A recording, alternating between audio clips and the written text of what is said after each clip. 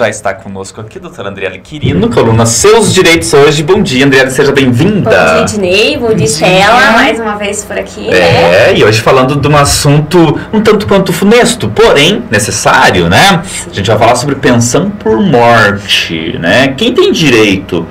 Todo cônjuge tem direito a uma pensão por morte quando o seu companheiro ou a sua companheira falece? Será? A doutora Andriele vai esclarecer essas dúvidas para a gente, trazer algumas novidades sobre essa questão. Todo mundo tem direito? Então, Ednei, hoje eu vim pra gente conversar sobre um assunto, até agora estava bastante em pauta, né? Sobre as cotas familiar, né? Então, vai reduzir o valor, né, dessa pensão. Mas, respondendo a tua pergunta, não é todo mundo que vai ter o direito, né? A pessoa ela tem que ter a qualidade de segurado para poder requerer esse benefício, né? Então, tem todos uns detalhes para poder fazer esse pedido. A pessoa que morreu ou a pessoa que vai requerer? A pessoa que morreu, né? Ou ela era uma pessoa aposentada, ou ela estava trabalhando ali, contribuindo para o INSS. Então, tem todos esses detalhes que tem que verificar antes de solicitar esse benefício. Então, vamos lá colocar uma situação hipotética, né? O casal casado, né? No papel e tal. E aí, falece um dos cônjuges, independente se é o homem ou a mulher. O outro pode já requerer se aquele pagou o INSS certinho, tudo? Isso, então se é uma pessoa aposentada, né, pode fazer o requerimento. Antes da reforma, a esposa ia continuar recebendo o valor ali integral que era da aposentadoria dele. Hoje, pós-reforma, houve, né, uma redução. Então é uma porcentagem. Isso, até essas cotas que eu vou comentar um pouquinho mais lá na frente, em relação a isso que a esposa vai conseguir receber, sabe? Então... e daí, assim, se, né, for pedido o benefício ali para a pessoa que contribuía também, pós-reforma, também pode haver essa redução, né? Mas aí, bom, a gente já vai falar das cotas, porque antes podia pedir integral, agora não, né? Agora você vai ter situações e situações, né? Existe uma diferença entre, por exemplo, a pessoa que é funcionária da iniciativa privada e aquele que é servidor público? No caso dos servidores públicos, existem regimes diferenciados? Isso, então hoje eu vou, né, partir mais pro regime geral da Previdência Social, né? Então, mas há uma diferença para aqueles que são tem todos os detalhes. Inclusive tem algumas regalias, né? Porque tem algumas empresas que... alguns órgãos do setor público que empatam o valor para que mantenha o 100%. Até de militares ali, né? Tem todo militares tem aquela longa discussão sobre a filha, né? As filhas de militares e tal, né? De modo geral, então, o que a gente pode falar, doutora? Então, o que eu vim para comentar hoje, né? Então, foi pro STF fazer esse julgamento em relação às cotas familiares. O que é essas cotas? A esposa, né, se o marido vier a falecer, ela vai receber, então, 50%, se for uma pessoa aposentada, 50% e mais 10% de cota, ou seja, 60%. Né? Se tiver filho, cada filho vai receber mais 10%. Então, não recebe de maneira integral como era antes, né? Que só passava a aposentadoria para a esposa. E essas cotas, elas são limitadas a 100%. Por mais que tenha mais de 5 filhos, né? É limitado no 100%. E aí, até quando que se recebe essa aposentadoria? Então, a gente também agora, pós-reforma, tem todos uns detalhes que precisam ser, né, notados ali antes da reforma, né? A viúva poderia receber esse benefício de maneira vitalícia, né? Agora, não mais. Mas daí seria até quando? Então, depende do tempo que a pessoa está em união estável ou em casamento ali. Também depende da idade da pessoa, né? Então, quanto mais jovem, menos tempo ela terá direito à pensão por morte. Mas se a pessoa que está requerendo essa pensão tem emprego fixo, registrado, uma boa renda, isso não interessa, não implica? Ela vai precisar demonstrar dependência econômica. Esse benefício é para dependentes. Às vezes também é confundido para herdeiros, né? Então a lei previdenciária ela deixa clara, né, sobre quem tem o direito e quem é o dependente para poder requerer esse benefício. Eu conheço uma história de uma pessoa que estava separada, né, de outro... Estavam separados assim de corpos, mas não no papel, ainda no papel não tinha sido feito o divórcio, né, a separação, e a pessoa veio a falecer e a mulher ficou recebendo. Mesmo eles estando separados, no papel eles não estavam, então a pessoa ficou recebendo. Tem casos assim. Acho que antes era mais fácil, né, André?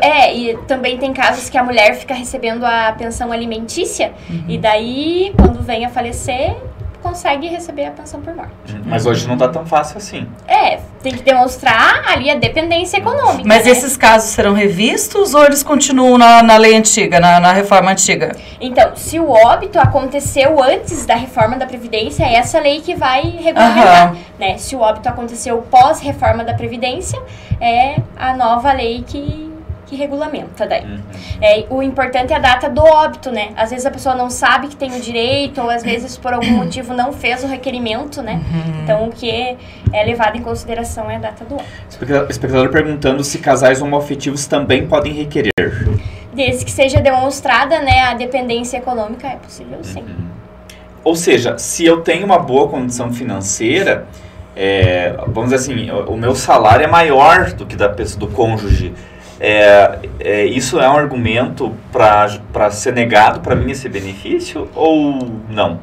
Tudo vai depender, assim, quando você for fazer o teu requerimento, você vai colocar lá por que você dependia, né? Ali no sistema do INSS hoje é possível a gente protocolar uma petição, né? Escrevendo ali todos os detalhes em relação da vida, né? Para ser levado em consideração, né? E também, assim, sobre essa redução.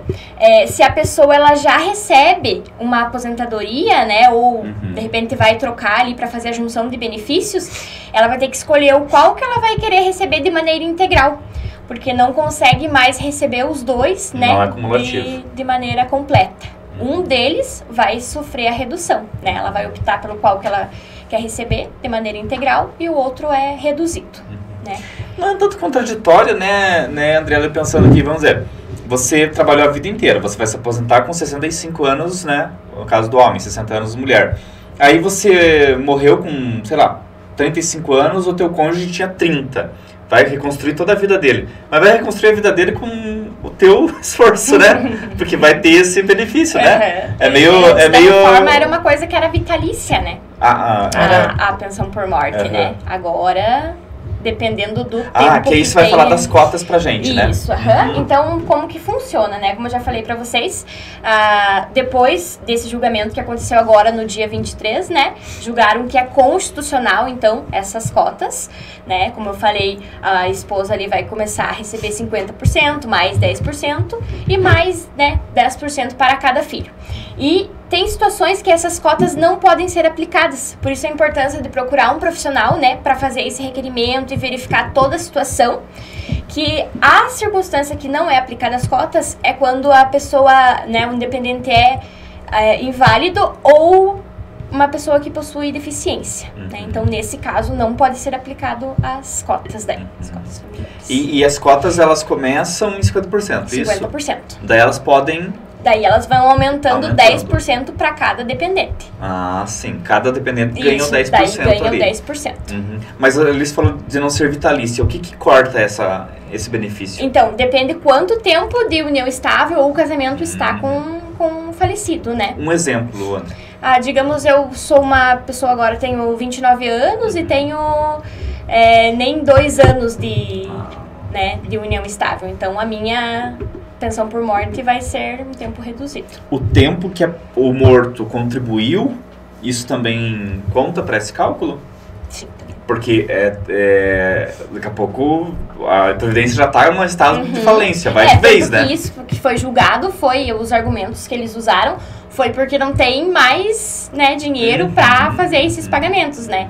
Então, foi isso que foi levado em consideração. Antigamente, a mulher, ela se dedicava à vida, a cuidar dos filhos, da casa. Então, ela não tinha uma profissão, não tinha um trabalho. Então, acredito que foi atribuído isso à pensão vitalícia, né?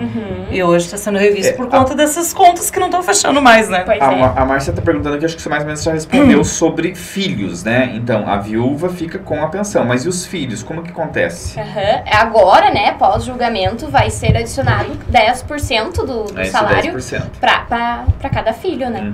Limitado a 100%. E se a viúva ou o viúvo se casa com outra pessoa depois? Não continua recebendo mesmo casando com outra pessoa? Pós-reforma, daí a gente tem esse período que ela vai conseguir receber, né? Se passar ali, tem pessoas que eram casadas há bastante tempo e, né, conseguem comprovar que dependem economicamente do falecido, não tem problema. Independente se casar, casou, não tem problema. Não perde o benefício. Não. Essa é uma dúvida de muitas pessoas, que às vezes não querem casar pra não perder a pensão por morte. Ou casam, mas não oficializam a relação, né? Para justamente não perder aquele benefício, né? De certa forma, é uma legislação que é bastante condescendente, né? Ela é bastante compreensiva em relação aos viúvos e viúvas, né? E tem muita gente também que nem sabe desse benefício, né? Sim, é por isso que eu comentei, né? Que o que é levado em consideração é a data do óbito, né? Porque às vezes tem pessoas que faleceram antes da reforma e tem pessoas que podem não ter realizado esse requerimento, né? Então a lei que rege é ali o falecimento, né?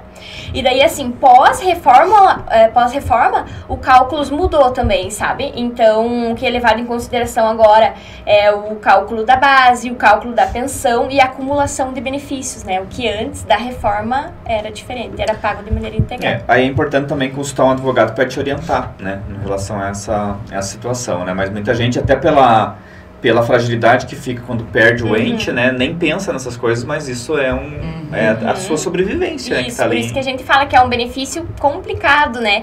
Que é para as pessoas que perderam alguém e ficam e ainda tem que passar por essa situação, né? E é toda uma análise para se conceder o benefício, né? Que precisa existir, né? E antes também era possível a reversão, né? O que é essa reversão? Um exemplo. Pai e filho recebem a pensão por morte ali, né? O filho com 15 anos, o tempo vai passando, né? O filho completa 21 anos, a pensão é cessada, né? E o pai poderia ficar recebendo o valor do filho. Hoje não. Hoje é recalculada a pensão por morte, né? Para que a pessoa continue recebendo. Então não passa de maneira integral para ela esse valor. Informação importante, né? Quem tem informação consegue se sair melhor, né? Em amplas áreas, e aqui a gente traz informação para você nesse quadro Seus Direitos, para você entender quais são os seus direitos, né? Para você poder pleitear os seus direitos quando você se deparar com uma situação aí que ninguém quer viver, mas, né? Acontece. Andriele, muito obrigado pela tua presença mais uma vez. Sempre um prazer recebê-la aqui. Espero, claro, te receber outras vezes, tá? Muito obrigada, Ednei, pelo convite, né? Se alguém ficou com alguma dúvida, quiser mandar no WhatsApp do Ednei, pode mandar, né? E a gente compartilha. E também a Andriele vem outras vezes aqui. Isso. Né?